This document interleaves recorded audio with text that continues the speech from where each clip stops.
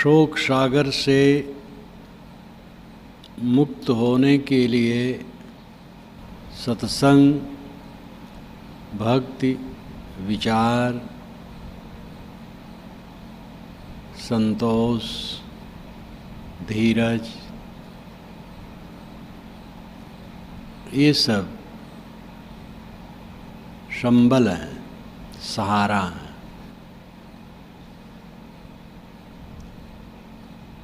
हर जीव शोक सागर में निरंतर डूबता उतराता रहता है।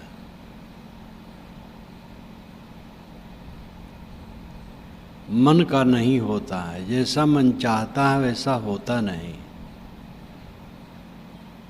किसी का हुआ नहीं है, किसी का होगा नहीं, थोड़ा मोड़ा होता है, बाकी फिर गड़बड़ हो जाता है। मन की इच्छा ही को जीत लेने पर सब व्यवस्था हो जाती है। सत्संग द्वार है इसका, मोक्ष का द्वार सत्संग है। सत्संग से भक्ति बढ़ती है। जब सत्संग से बोध होता है तब भक्ति बढ़ती है। भक्ति के अर्थ विभक्त होना अंततः है, अलग हो जाना, वो तो अंतिम बात है।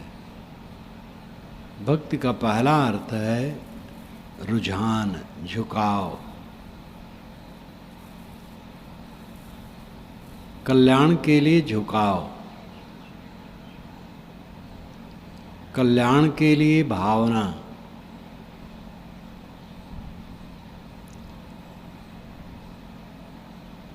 आदमी जहाँ लाभ देखता है वहाँ समर्पित होता है। एक युवक को युवती के संग में लाभ दिखता है तो युवती के प्रति समर्पित होता है, युवती युवक के प्रति समर्पित होती है। और उन्हीं में जब हानि दिखने लगती है तो एक दूसरे को छोड़ने के तैयार हो जाते हैं। और छोड़ने भर का नहीं, ज़्यादा मन विपरीत होता है तो एक दूसरे को उच्छिन्न करने में तैयार हो जाते हैं। जो अपना सिर देने के तैयार होता है वही एक दिन अब सिर लेने के तैयार होता है। लाभ निश्चय में अंतर पड़ने पर सब अंतर पड़ता है। जहाँ लाभ निश्चय होगा आदमी को वहाँ वो अपना सिर टेक देगा। कल्याण के लिए जब लाभ निश्चय होगा तो आदमी ये काम करेगा। कल्याण है शोक से तर जाना, दुख न रहना, मन में दुख रहना ही नहीं। हमने बवंडर जो बना रखा है मन में, वो सुखी कैसे होने देगा। और सारे बवंडर की जड़ हम देखें शरीर। शरीर क्या है? इस भूमंडल के दूसरे छोर पर किसी खेत में मिट्टी का एक लौंदा पड़ा है। ये शरीर मानो उतनी दूर है। आजकल में ये शरीर खो जाएगा, इसके कण बिखर करके पता नहीं कहाँ कहाँ चले जाएंगे। अगर हम स्थिति को देखें, कितना घोर परिवर्तन सब कुछ में है। परिवर्तन संसार का स्वभाव है। याद नहीं होता है कौन समय है, साल भर हो रहा है शायद, मैं बाहर भ्रमण से आया तो गाड़ी पर प्रीतम नगर आश्रम के सामने होकर आते हुए चौराहे पर मुड़ करके जब पश्चिम मुख हुआ तो वहाँ देखा बहुत परिवर्तन, कई चीज़ों में परिवर्तन। मेरे मन में बिजली जैसी कौंध गई और गाड़ी में बैठे बैठे समाधि जैसी लग गई। कैसा बदलने वाला है। 100 वर्ष के बाद आप आ सकें तो जहाँ आप रह रहे हैं वहाँ देखेंगे घोर परिवर्तन, परिवर्तन परिवर्तन परिवर्तन। कुछ स्थिर ही नहीं है, सब क्षणिक क्षणिक क्षणिक क्षणिक भागा जा रहा है। क्या पकड़ना चाहते हो? जिसको पकड़ रहे हो फूट फूट करके बिखर रहा है।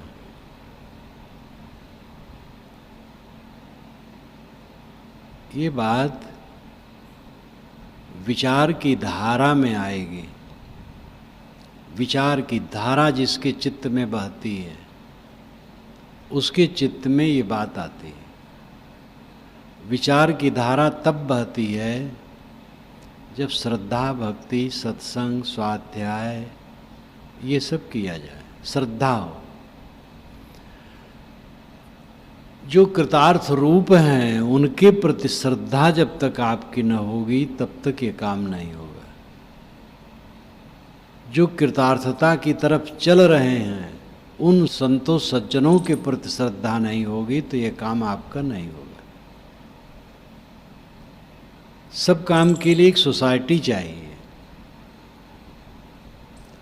संगीत कोई सीखना चाहे तो संगीत वालों के बीच में रहे बिना वो संभव नहीं। ऐसे कोई भी काम हो। जो कल्याण चाहता है उसे संतों सज्जनों में श्रद्धा करनी चाहिए।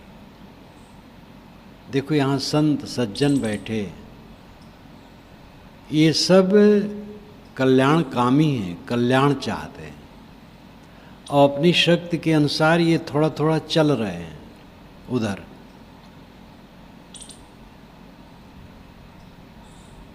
जिनकी जितनी शक्ति है, जितना समझ पाते हैं उस तरफ चल रहे हैं।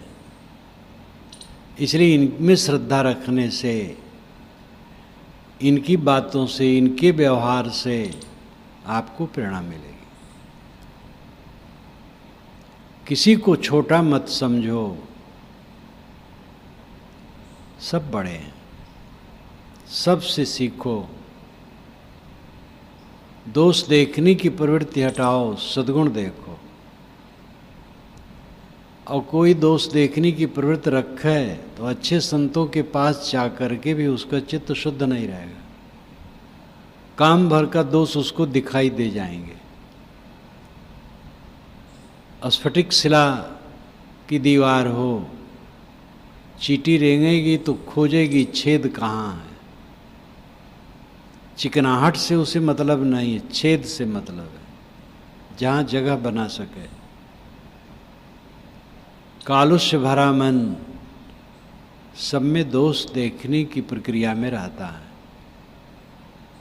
सद्गुण देखो। जो सन्मार्गगामी लोग हैं उनके प्रति श्रद्धा करो, संतों के प्रति श्रद्धा करो। और ऐसे संत हैं जो पूर्ण निष्काम हैं तो आपका सौभाग्य है। वह शीतल छाया ग्रहण करो, सेवा करो। सेवा में पीछे न रहो। सेवा के बिना कुछ नहीं होगा। जो सेवाहीन आदमी है वो कुछ प्राप्त नहीं कर सकता है। सेवा के बिना हृदय शुद्ध होगा ही नहीं। और स्वाध्याय करो, विचार करो, देह गुजर में संतोष रखो। जो मिले खा लो, जो मिले पहन लो, जगह जहाँ मिले सो जाओ। अगर कल्याण चाहते हो तो खाने पीने, रहने बसने के विषय में जब तक अनासक्त नहीं होगे कल्याण का काम नहीं बनेगा।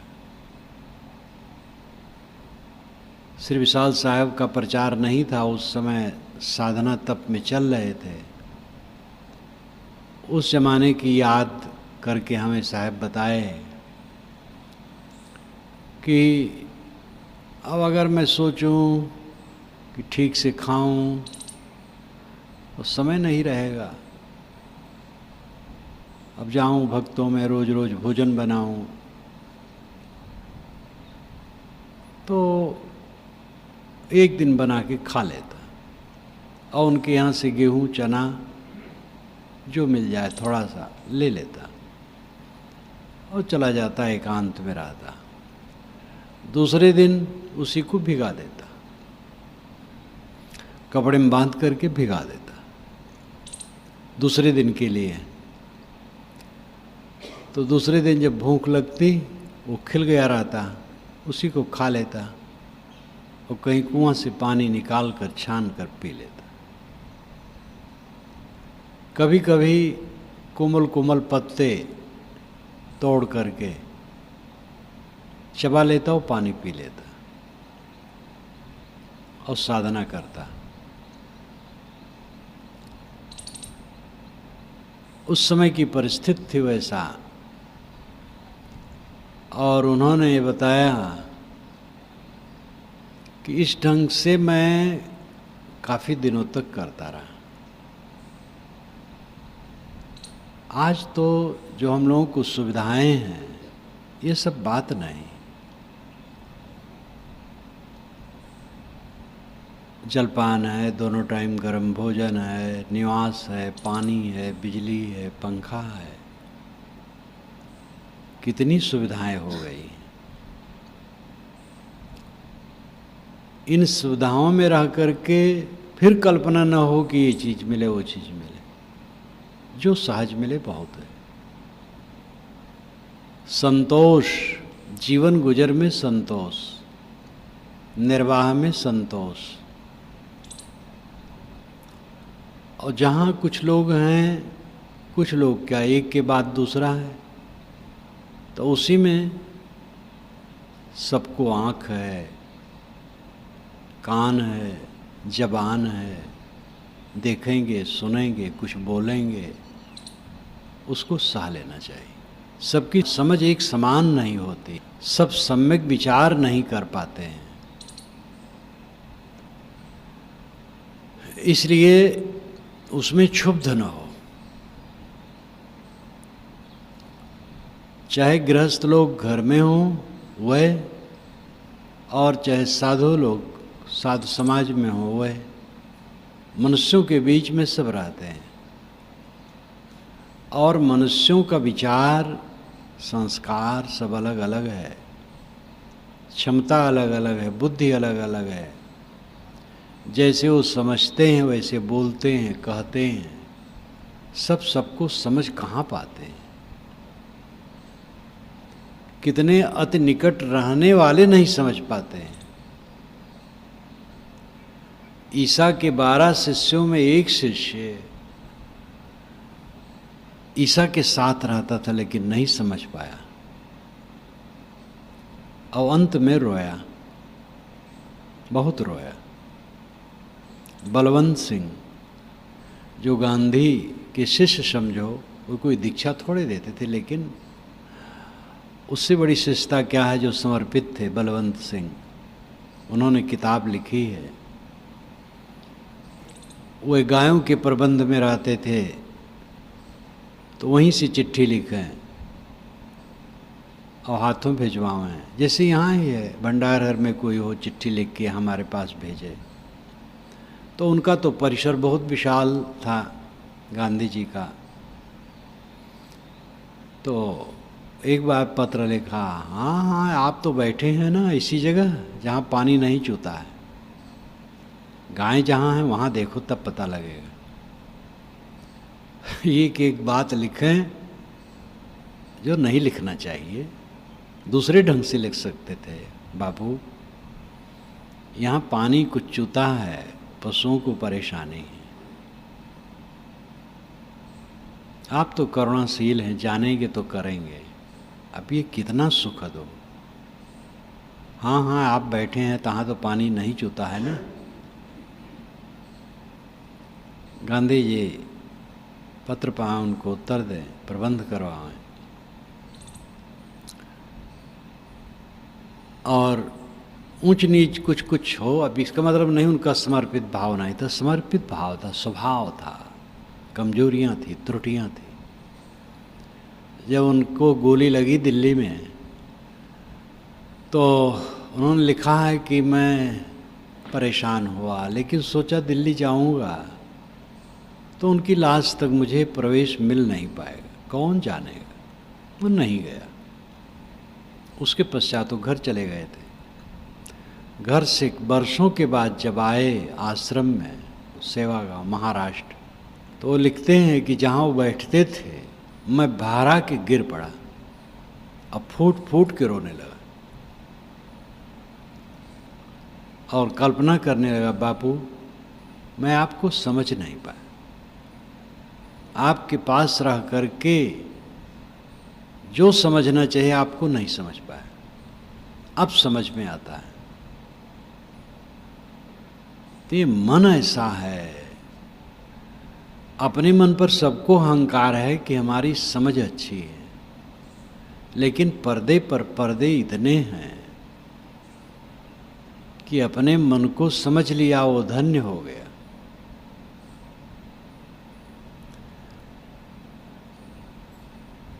इसलिए अमर्ष नहीं होना चाहिए किसी ने क्या कह दिया। संतोष, सब समय संतोष। आप किसी को न कहें अन्यथा, लगे कुछ अन्यथा है तो कोमल भाव से कहें, सबसे अन्यथा कुछ हो जाती है। जो विचारवान हैं उनसे कोई चारित्रिक और कोई मोह माया कोई और ये गड़बड़ी नहीं होगी, लेकिन व्यवहार में उनका भी दिमाग अमुक जगह नहीं पहुंचा तो त्रुटि हो जाएगी। तो त्रुटियां तो व्यवहार में सबसे हो जाती हैं। इसलिए किसी से त्रुटि हो तो प्रेम पूर्वक स्नेह पूर्वक समझाने की जरूरत है। आप अन्यथा किसी को न कहें। किसी की त्रुटि है तो प्रेम से समझाया जाए, वो समझेगा, सुधारेगा, नहीं सुधारेगा तो अपना बिगड़ेगा। ज़्यादातर लोग सुधरते हैं, जो नहीं सुधरना चाहते हैं तो अलग भी हो जाते हैं वे। इसलिए आप क्षुब्ध न हो। अब आपके लिए कोई कुछ कह दे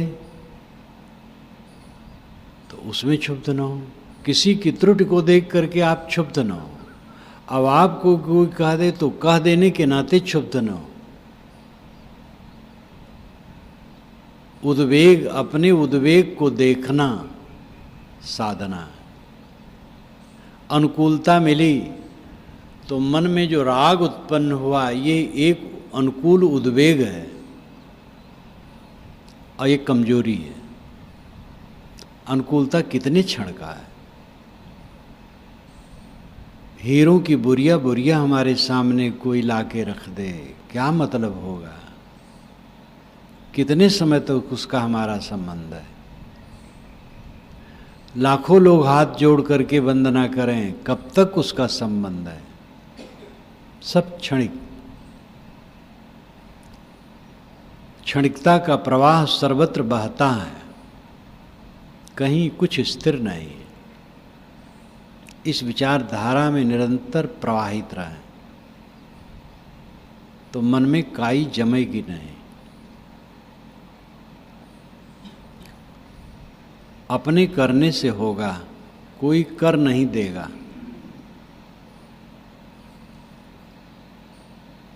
ईश्वर परमात्मा कर देंगे तो बहुत भटकाव है ऐसा सोचना।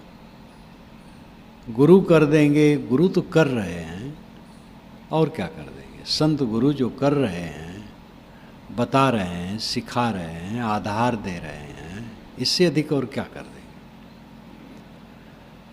अब अपना काम आपको करना है।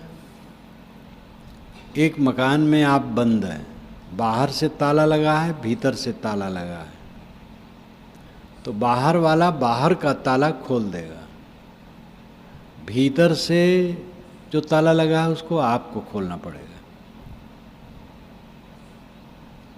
तो बाहर का ताला संत गुरु सज्जन खोलते हैं। जितने कल्याण पथ के पथिक हैं, गृहस्थ विरक्त, वो सब हमारे सहायक हैं। कोई धोती कपड़े में है, धोती कुर्ते में है, गृहस्थ वेश में है, स्त्री है, पुरुष है, जो साधक हैं, जो कल्याणकामी हैं, सन्मार्ग में चलते हैं, वो सबसे प्रेरणा मिलती है। मुझे तो याद है भक्तों से, गृहस्थों से, अशिक्षित लोगों से जो सत्संगी थे, अक्षर नहीं जानते थे, उनके वचनों से कितनी बार प्रेरणा मिली। अक्षर लिखना पढ़ना भले न जाने, लेकिन मनुष्य के हृदय में तो अक्षर अंकित ही है, वो बोलता ही है, क्योंकि जहाँ वो जन्मता है उनके मुख से वो सुनता है, तो अक्षर अंकित हो जाता है, बोलता है, जानता है, समझता है।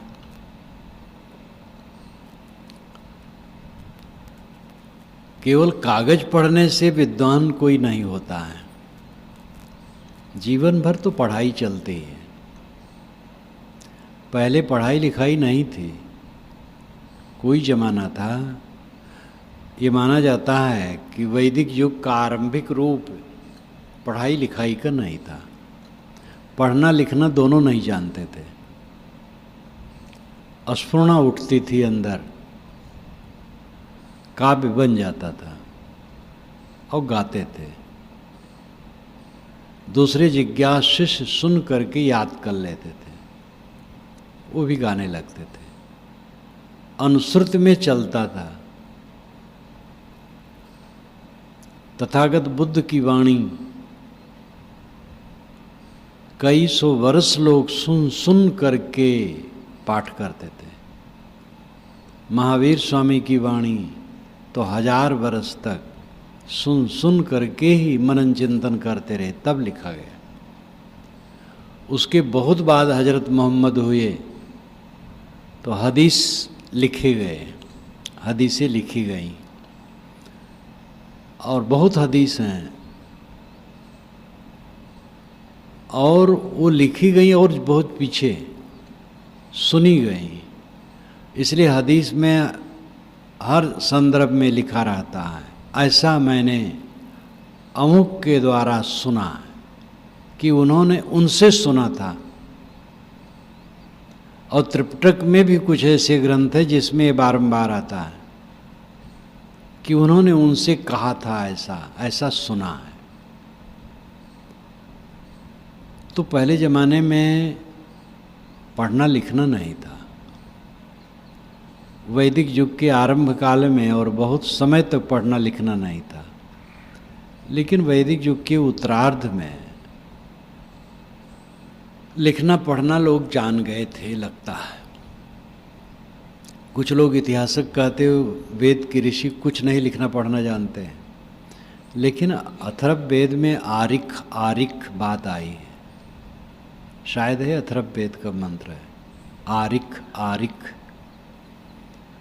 और उसमें साणाचार्य ने भास लिखना ही माना है, आरिख का अर्थ लिखना माना है।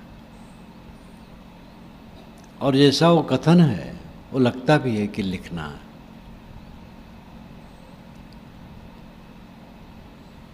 उपनिषद इत्यादि बने, वो भी अनुश्रुत पर चलते थे,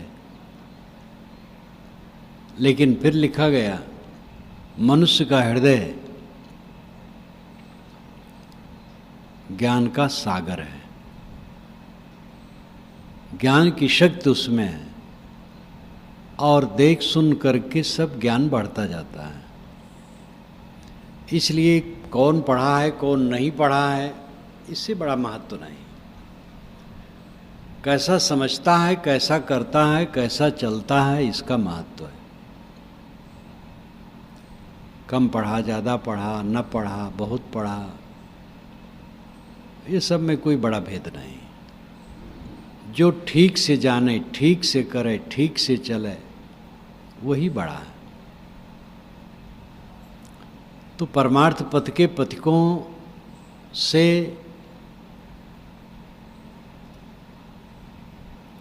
चाहे वो गृहस्थ हों, चाहे विरक्त हों, चाहे नर हों, चाहे नारी हों, बड़ी प्रेरणा मिलती है।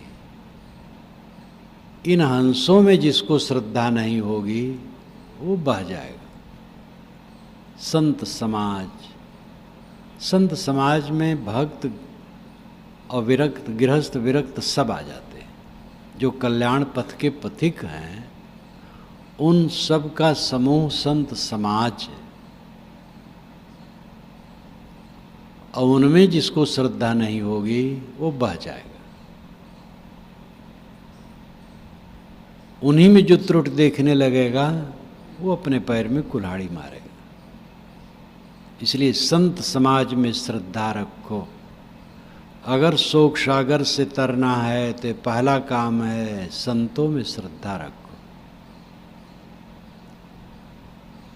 और फिर सेवा भावी बनो, सेवकाई करो। अपने को बड़ा न मानो, बड़ा बड़ा मानना तो मूर्खता है। क्या बड़ाई, टट्टी पेशाब की टोकरी लेके घूम रहे हैं, कौन सी इसमें बड़ाई है। सेवा भावी रहो। सेवा से जितना समय मिले खूब अध्ययन करो, चिंतन करो, विचारधारा प्रखर करो, अंत की अवस्था को देखो। वेदांत का तो अर्थ है अंत की अवस्था को देखना। वेद अंत, वेद नाम जानना, अंत नाम समाप्त। जो अंत को जाने वो वेदांती है। वेदांत है अंत को जानना। श्री पूर्ण साहब ने कहा, अंत दशा लिए आदि में सोई सांच वैराग, सो सुखिया त्योलोक में जाको निश्चय त्याग। अंत दशा को आदि ही में ले ले, मौत पक्की है, उसको पहले समझ ले। ये शरीर मौत के मुख में है, ये मरा ही है, ऐसा समझ ले। यही सच्चा वैराग है। कपड़ा कुछ हो, हमारे कपड़े में रह करके भी मोह माया है तो वैराग कहाँ है। भिन्न कपड़े में भी कोई है और मन में मोह माया नहीं तो वैराग है। अनासक्ति अवस्था, पूर्ण अनासक्ति अवस्था वैराग्य है। अंधदशा आदि में लो, जहाँ आत्मा अनात्मा का निरंतर चिंतन है, अध्ययन है, मनन है, चर्चा है, अनुसंधान है, ध्यान है, वो स्वर्ग है। ऐसा समाज स्वर्ग है, ऐसी जगह स्वर्ग है, ऐसी जगह कल्याणकारी है। अपना बनाया दुर्भाग्य मनुष्यों का, जो साधुओं के मठ होते हैं, उनसे हम यही आशा करते हैं। लेकिन अनेक मठ हैं जो कुछ नहीं होता। इसी इलाहाबाद में अनेक मठ हैं, मैं तो जा नहीं पाया हूँ किसी मठ में, लेकिन आने जाने वाले लोग कहते हैं सुबह से शाम तक कुछ नहीं होता। केवल औपचारिक कहीं आरती वारती मूर्ति कर लिए और कुछ नहीं होता है। ज्ञान की बात कहो सुनो तो उनको व्यंग लगता है। ऐसी जगहें मुझे मिली हैं कि मेरे ज्ञान वैराग पर उन लोगों ने व्यंग किया है। एक जगह मैं भाषण कर रहा था, कुंभ मेला था 66 का, तो संसार शरीर की नश्वरता, इसकी गंदगी पर विश्लेषण कर रहा था। तो दूसरे दिन जब एक स्वामी जी से मिलने गया तो वहीं वो बैठा था साधु, वहीं उस समय रहा था। कहता हाँ गया था इनके यहाँ, सुना था शरीर गंदगी पिटा रही है। व्यंग में कहा उसको लगा कि ये बकवास है, और साधु था।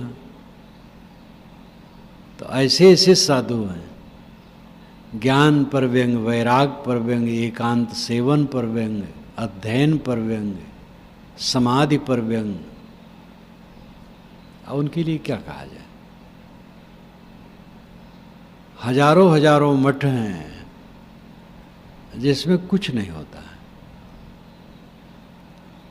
उनमें से कुछ में औपचारिक पूजा आती 10-20 मिनट हो गई, यांत्रिक, और कुछ नहीं, सोचना, विचारना, चिंतन, मनन, अध्ययन, कुछ नहीं। तो कुछ मतलब नहीं होता है वो सबका।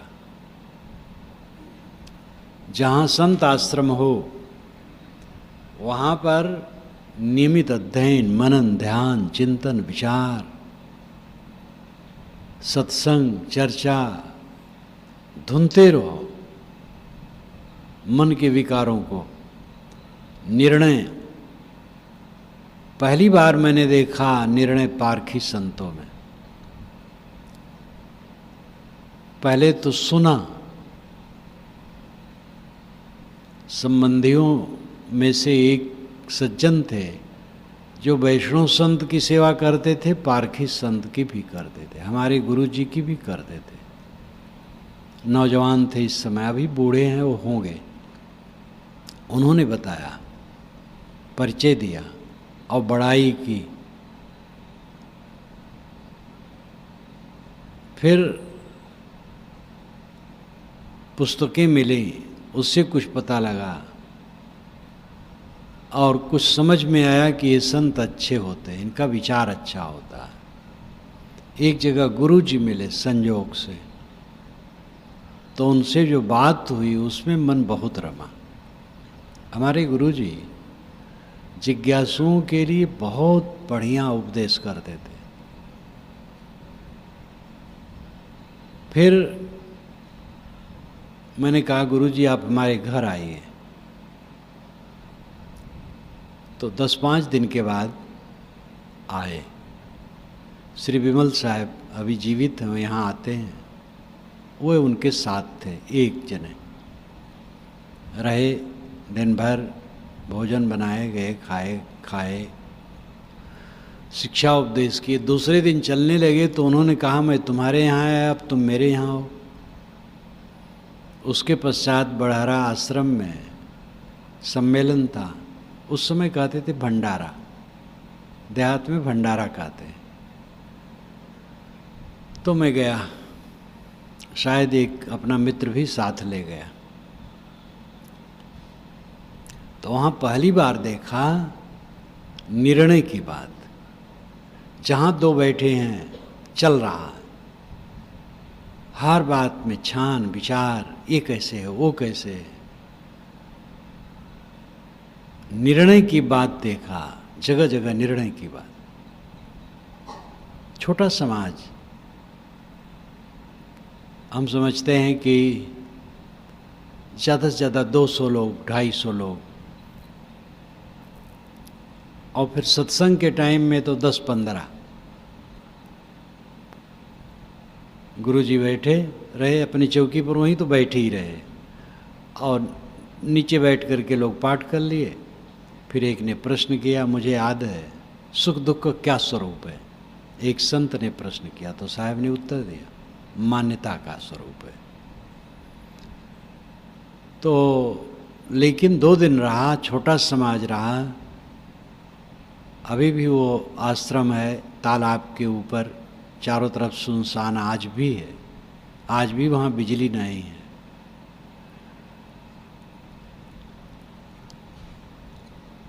देखा कि वैसा मुझे कहीं नहीं मिला। अयोध्या आता था, इतनी बड़ी नगरी, बड़े बड़े मठ मंदिर, लेकिन कहीं देखते सुनता नहीं था कि ऐसा होता है। वहाँ देखा चर्चा, ज्ञान की चर्चा, सफाई, स्वच्छता, विचारों की स्वच्छता, निर्णय, एक एक बात में धुनते रहते संत। और थोड़ा खंडन मंडन का समय भी था। आज से 50 वर्ष पूर्व की बात है, 50-55 वर्ष हो गए। खूब खंडन मंडन चले, खूब निर्णय चले, निर्णय, पारखी संतों का निर्णय,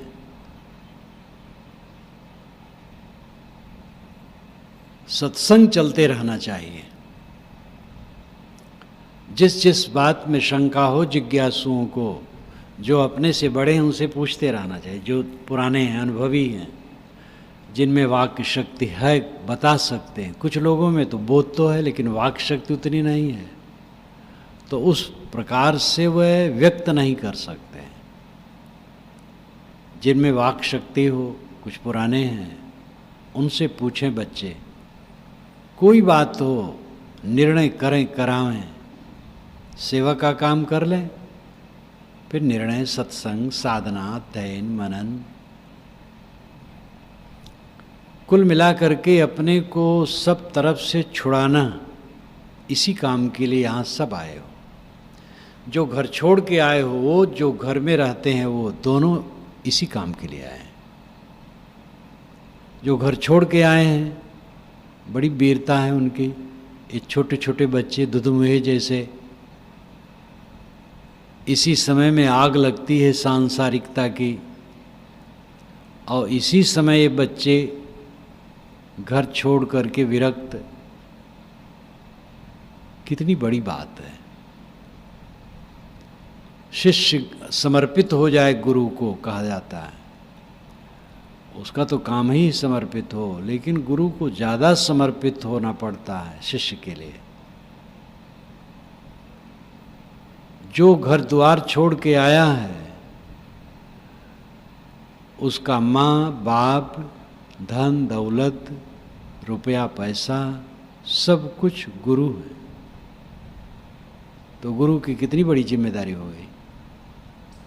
उन्हीं पर विश्वास करके आया है, तो उसको देखना है, सब संभालना है, उसके मन को देखना है, कहीं उसके मन को तकलीफ ना हो,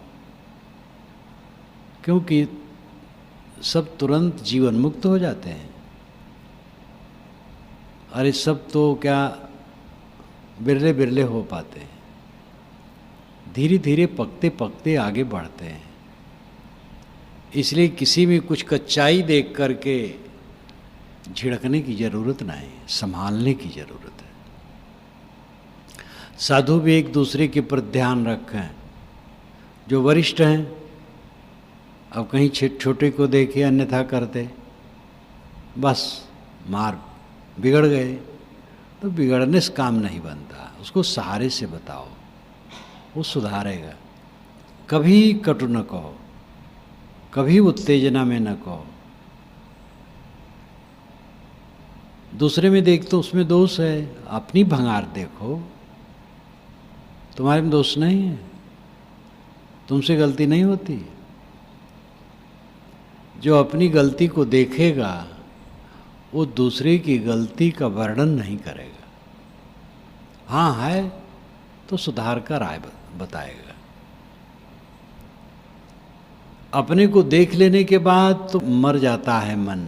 अपने में दोष है ही नहीं तो पूरा मरे है, तो दूसरे में वो दोष क्या देखेगा। देखेगा तो सुधार के लिए करुणा से बताएगा। और अपने में दोष है और साधक है तो भी उत्तेजित नहीं होगा कि मेरे ही में दोष है, मैं ही उत्तेजना के अधीन हो जाता हूँ, मैं ही अन्यथा कर देता हूँ, मैं पुराना हूँ, ज़्यादा समझता हूँ, लेकिन मुझसे त्रुटियाँ हो जाती हैं। तो ये तो बच्चा है, हो गई होगी त्रुटि, सुधारने की चेष्टा करो। यही बात हर जगह लागू है, गृहस्थों में, अपने बाल बच्चों के लिए, साथियों के लिए, सब जगह कानून एक ही है। जिम्मेदारी ज़्यादा बड़े कहे जाने वाले लोगों की है, छोटे की भी है। वो जिम्मेदारी से अपने को मुक्त न समझे। अपने दोषों को देखो। जो अपने दोषों को देखता है वो दूसरे के दोषों में उबलता नहीं, और उसको इस रूप में व्यक्त नहीं करता है कि वो दोषी है, किंतु सुधारने के लिए बताता है कि ऐसा न करके ऐसा करना चाहिए। अब अगर बिल्कुल निर्दोष मन है तब फिर वो किसके दोष में प्रसन्नता व्यक्त करेगा और किसके दोष को लेके आलोचना में पड़ेगा, सुधारने की चेष्टा करेगा। जहाँ तक है दोषों को ढांक करके सहारा देना चाहिए। त्रुटि हो गई, कोई बड़ी त्रुटि नहीं, बस ऐसी त्रुटि नहीं होनी चाहिए। तुम्हारे में तो सद्गुण ज़्यादा है, सब अच्छा ही है, थोड़ी सी त्रुटि हो गई, कोई खास बात नहीं, ऐसा नहीं होना चाहिए। बस दोषों को बढ़ा करके न कहे, घटा करके कहे, और फिर ऐसा नहीं होना चाहिए तो ज़्यादा सुधार हो। अब लड़के से त्रुटि हो गई थोड़ी, अब आप इतने बिगड़े, उतना अपराधी उसको सिद्ध कर दिए। आओ किसी किसी की समझ कम है तो और भी अपने को मान लेता है कि मैं महापतित हूँ, और मानो इतनी गलत समझ नहीं है, विवेक है कुछ, तो भी तो कष्ट तो होगा ही। गलती होने पर उस गलती को हल्के फुल्के में लेकर के सहारा दे करके, उत्साह दे करके बताना चाहिए। कोई गलती खास नहीं है, ये थोड़ी मोड़ी बात है, बस सावधान रहना चाहिए ऐसा ना हो। तो देखो उसमें बल आएगा। अब तनिक सी गलती हुई, मार उछाल रहे हैं आकाश में, तो दुश्मन बनेगा। समझदार है, नहीं दुश्मन बनेगा तो दुखी तो होगा ही। मन की भावना से बड़ा फर्क पड़ता है। बेकार की बातें मन उठा उठा करके इतना फोड़ा बनाता है कि हरदम उसी में जलता रहता है, बिला वजह की बात। और अगर विवेक है तो बड़ी बड़ी बातें कुछ नहीं, धूल है, सरल। साहब ने कहा, वज्र होते तृण खिन में हुई, तृणते वज्र करे पुरुष सोई। ये मन ऐसा है कि तृण को वज्र और वज्र को तृण बना देता है। उल्टा सोचे तो तृण को वज्र बना दिया, सीधा सोचे तो वज्र को तृण बना दिया। एक बात ये भी जरूरी है कि जो जहाँ रहे, गृहस्थ विरक्त, समाज में, परिवार में, परस्पर संवाद की जरूरत है। संवाद विहीन हो जाने पर कालुष्य मन में आता है। उनकी बात अलग है जिनका मन पूर्ण रूप से निर्मल है, पूर्ण स्थितवान है, वे संवाद विहीन भी रहे तो कोई फर्क नहीं, कुछ न बोले, किसी के प्रति उनके मन में माख मलाल होगा ही नहीं। चाहे उनको गाली दे, बुराई करे, तो भी मलाल नहीं होगा।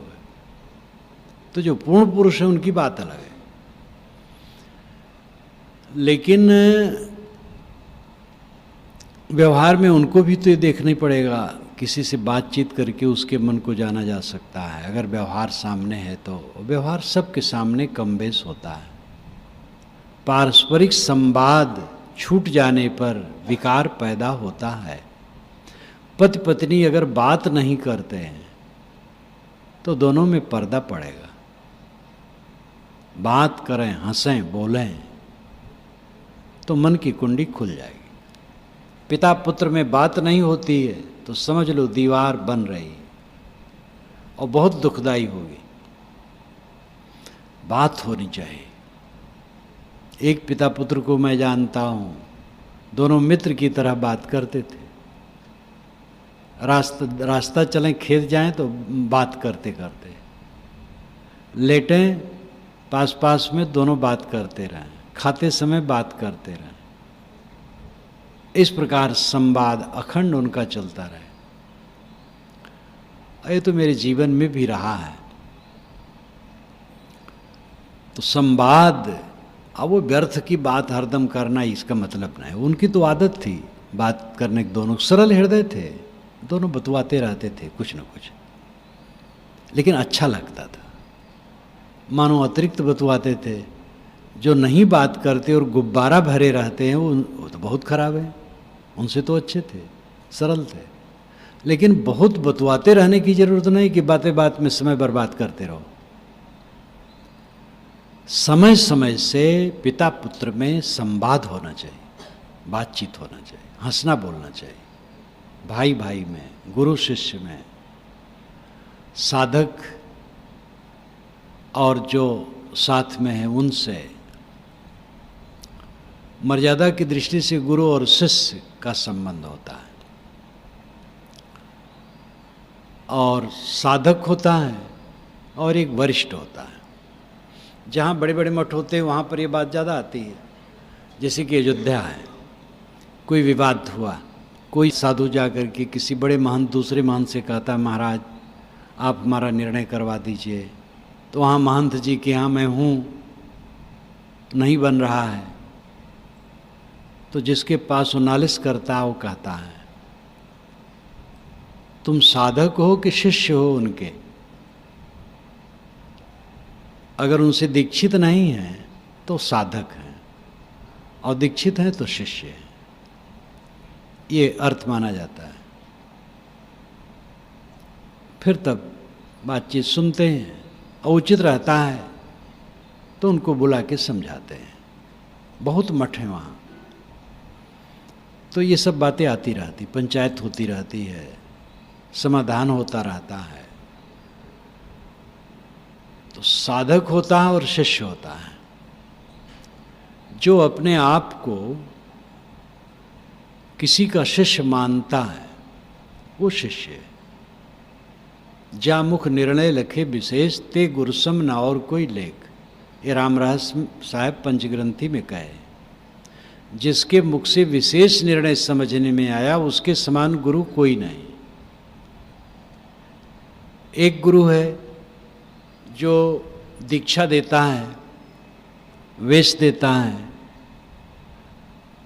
और बोध भी देता है, गुरु है। एक है कि उससे दीक्षा तो विधिवत नहीं ली है, लेकिन उससे बोध हुआ तो हृदय से वो गुरु मानता है, असली है वो, उसमें कोई फर्क नहीं।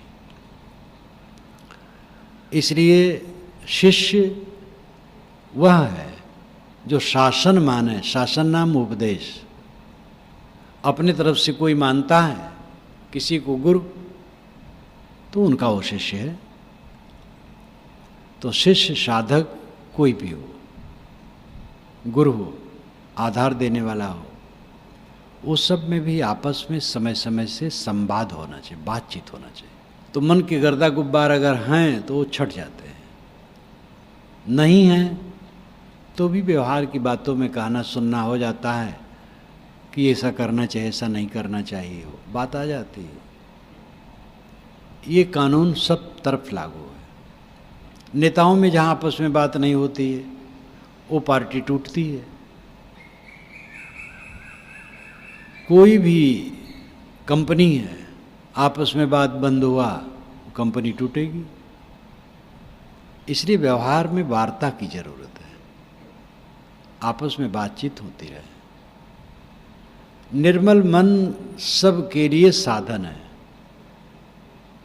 व्यवहार में त्रुटियां आती हैं क्योंकि मन में गंदगी आई, अहंकार, कामना, अपनी बुद्धि को बहुत बड़ा मान लेना, दूसरे की सब बात समझना उल्टी है, गलत है।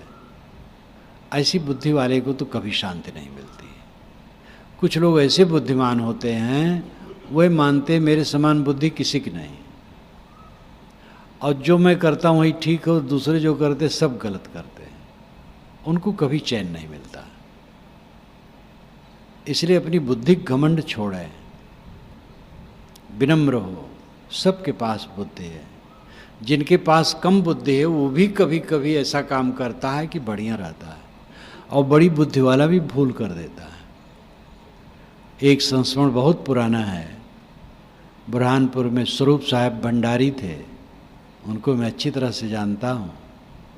लंबे सांवले और वो बड़े भंडारी माने जाते थे।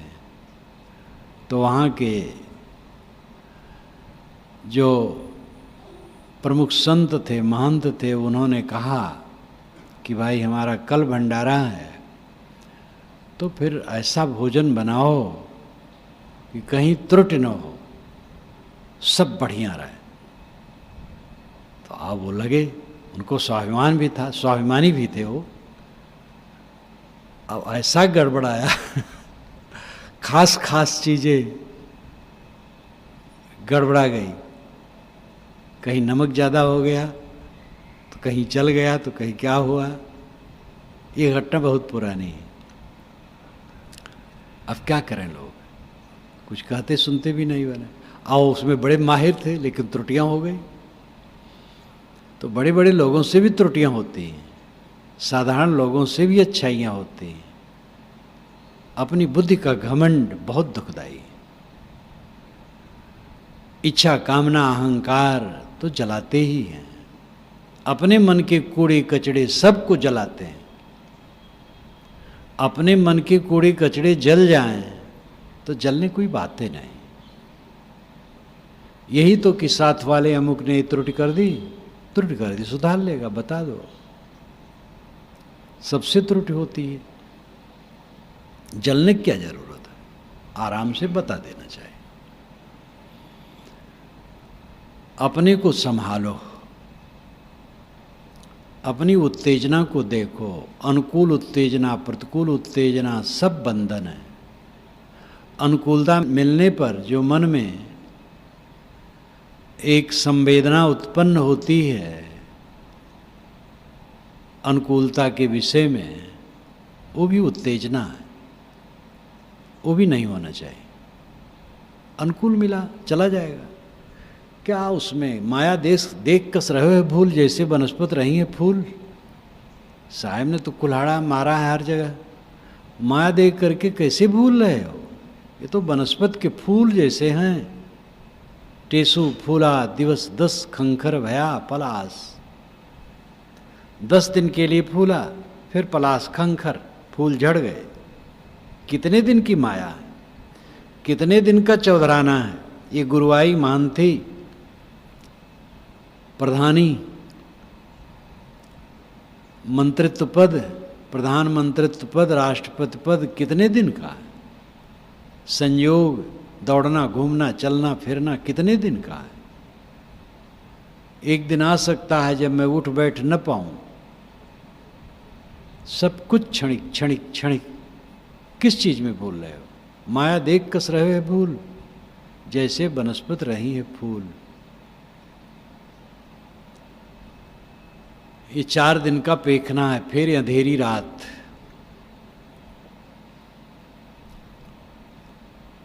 विचार का कुल्हाड़ा अपने मन पर मारते रहो। गाफिल होके मत सो, नींद मत लो। जागत कीजे भोर बटोहिया का सोए, संतो जागत नींद न कीजे। सोने वाला काम तो करना चाहिए सबको, सो लेना चाहिए। कम से कम 24 घंटे में 6 घंटा तो सोना ही चाहिए। उसमें कोताही नहीं करना चाहिए। सो लेने से स्वास्थ्य अच्छा रहता है। यहाँ सोने का अर्थ है मोह में डूब जाना, वैर में डूब जाना। वैर कहने की जरूरत नहीं, मोह ही वैर है। कहीं मोह है तो वैर है। मोह मिट जाने पर वैर नहीं होता। मोह में सो जाना ये नींद है। इस नींद को भंग करो। अनुकूलता की वेदना से बचो। वेदना नाम जानना। वेदना का अर्थ पीड़ा भी होता है, लेकिन वेदना का खास अर्थ है जानना। अनुकूल वेदना में, यानी जो अनुकूल अनुभव होता है, उसमें जो मन में एक अनुकूलता की लहर आती है, वो भी उत्तेजना है। और प्रतिकूलता जब आती है तब मन में उत्तेजना होती है। वो उत्तेजना दुखदाई लगती है, लेकिन वो उत्तेजना अनुकूल उत्तेजना की जननी है उसकी। जो हमारे मन में अनुकूल उत्तेजना में रस लगता है, वही क्रोध की जननी है, मोह वैर की जननी है।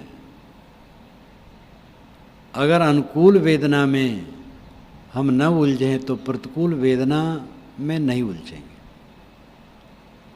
उत्तेजना, क्रोध उत्तेजना है, काम उत्तेजना है, मोह उत्तेजना है, लोभ उत्तेजना है। इन उत्तेजनाओं से अपने को बचाएं। उद्वेग, उत्तेजना एक ही बात है।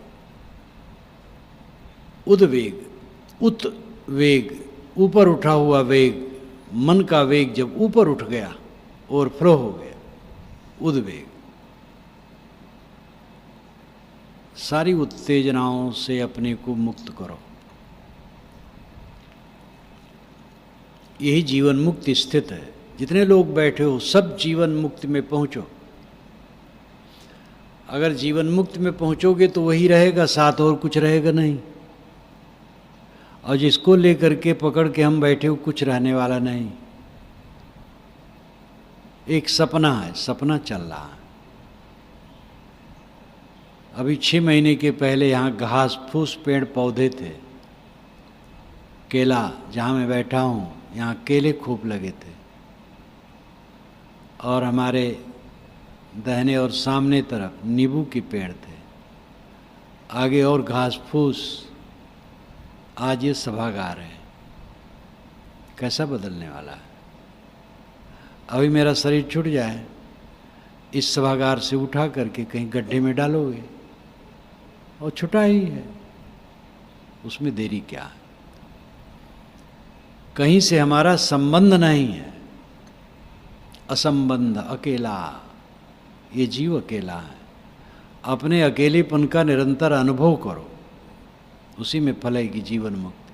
अपनी असंगता का अनुभव करो। आप असंग हो, अकेले हो, आपका कुछ नहीं। कल्पना करो शरीर छूट गया है। शरीर के छूटे 10 दिन हो गए, ये गाड़ दिया गया है, सड़ रहा, जला दिया गया है, राख उड़ गई। 100 वर्ष हो गए, 500 वर्ष हो गए, 1000 वर्ष हो गए, मुझे कोई नहीं जानता। ये सब समय आएगा नहीं। अनंत अनंत काल के बीच में सब क्या रखा है जो हमें मिला है। दीर्घ दृष्टि अपनाओ, दूर तक देखो। ये बिजली की चमक की तरह जो कुछ मिला है सब बिजली की चमक की तरह, कुछ मेरा नहीं। इन बातों का जो विचार और चिंतन करता रहता है उसके चित्त में कोई मैल नहीं रहता, जीते जीते मुक्त रहता है, शोक से पार रहता है। जिसके मन में विचारों का प्रवाह निरंतर बहता है वो शोक से मुक्त होता है। और मन में प्रवाह बहता है, बस आसपास के लोग ये तो इतने खराब हैं, वो उतने खराब हैं, फलाने ऐसा हमें कह दिए, हमें वो सम्मान नहीं देते हैं, हम इतने योग्य हैं, हमें समझते ही नहीं हैं, हमें तो कट कह दिए, हमें ये चीज़ नहीं मिली। ऐसा आदमी मन में कूड़ा कचरा भरे परेशान रहता है। एक संस्मरण आया, एक साधु थे, अपनी कुटिया बना के रहते थे। दूसरे साधु की कुटी पर गए, वहाँ कोई भंडारा नहीं था, लेकिन 10-15 संत थे।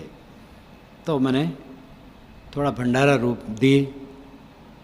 भोजन बना, पूड़ी सब्जी, घी की पूड़ी सब्जी, खीर। तो वे साधु जो आए थे अलग से, वो एक कोने में बैठे, संजोग से वहाँ कोना था, एक बखारी थी अन्न की, तो कोने में उनको जगह मिली, वहीं बैठे। तो परोसने वाला आया, परोसा, सबको परोसा। दोबारा जब परोसने आए तो दोबारा में प्राय पूछा नहीं जाता, दिया जाता। तो उनके पास नहीं पहुंच पाए, भूल गए कि क्या हो गया। तिबारा जब आदमी परोसने आता है तो पूछता है, क्योंकि कुछ लोग लेते हैं ऐसे रख दो तो खराब हो जाएगा। तो परोसने आए, पूड़ी, पूड़ी दें, पूड़ी दें, पूड़ी दें, और उनके पास पहुंच गई, पूड़ी दें, कहे नहीं चाहिए, क्योंकि दोबारा उनके पास नहीं पहुंचे थे। पहली बार जो उनको मिला था वही खाए थे, और दोबारा पहुंचे नहीं। तिबारा पूछे तो उनके हिसाब से देना चाहिए कि पूछना चाहिए, ये पूड़ी दे, कहे नहीं चाहिए। तो लौट आए। तब जब अपनी कुटी पर गए तो 1 सप्ताह घी की पूड़ी बना के खाए और संदेश दिए, बहुत घी की पूड़ी वाले हो तुम। और एक बार परोसे, दोबारा दिए नहीं। और तिवारा आए, पूछे थे और दें, हमें पूड़ी कमी है, घी की कमी है कि अटक कमी है। तो पूड़ी बना बना करके घी से सप्ताह भर खाए। ऐसे सूरवीर भी महात्मा होते हैं। कौन महात्मा है?